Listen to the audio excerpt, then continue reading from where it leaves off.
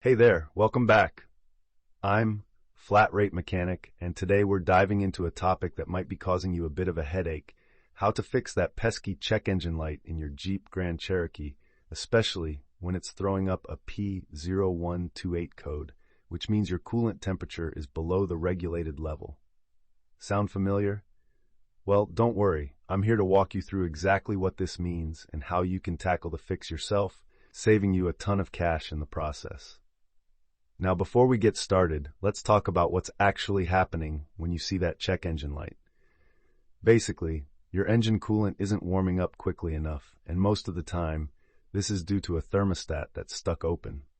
Yep, a simple part causing a big issue. And here's the kicker: you can fix this at home with just some basic tools. We're talking about saving anywhere from $370 to $700 compared to taking it to a shop. So let's get into it. First things first, checking your coolant levels is essential. You want to start with the overflow tank. It's got markings for full and add. In my case, the overflow tank was a bit overfull, which was no big deal. But don't stop there. Make sure to check the radiator itself. And listen up. Always check the radiator when the engine is cold. Opening that cap when it's hot can be dangerous, with hot coolant under pressure ready to burst. Trust me, nobody wants to deal with a coolant explosion. Once you've confirmed both the radiator and overflow tank are full, and that check engine light is still glowing, it's time to focus on that thermostat. You'll need about 10.5 to 12 quarts of coolant for a full flush, and I recommend a 50-50 mix of OAT coolant and distilled water for your Jeep. Next up, let's locate the thermostat.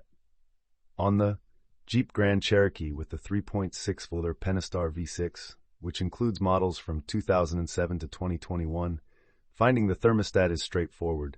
You just follow the upper radiator hose from the radiator right to the thermostat housing. You'll see it's typically about 12 to 18 inches away. Now, here are the tools you'll need. Grab some 8mm and 10mm sockets for the housing bolts, a drain pan, and a torque wrench, because we'll be tightening those bolts to precisely 106 inch-pounds.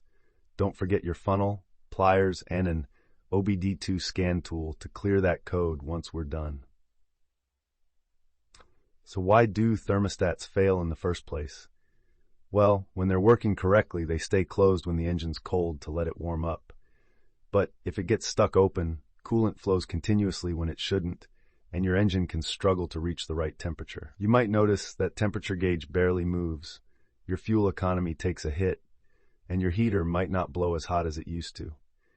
It's not just annoying, it's also a problem that could lead to sludge buildup in your engine from running too cool. Alright, let's get to the fun part: replacing that thermostat.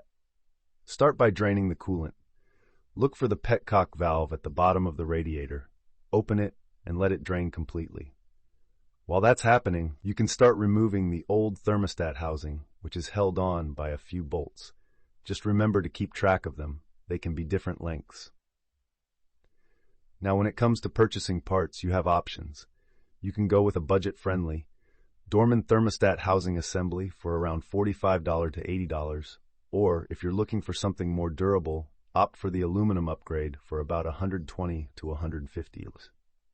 The factory plastic housings can crack, so investing in the aluminum one could save you trouble down the line.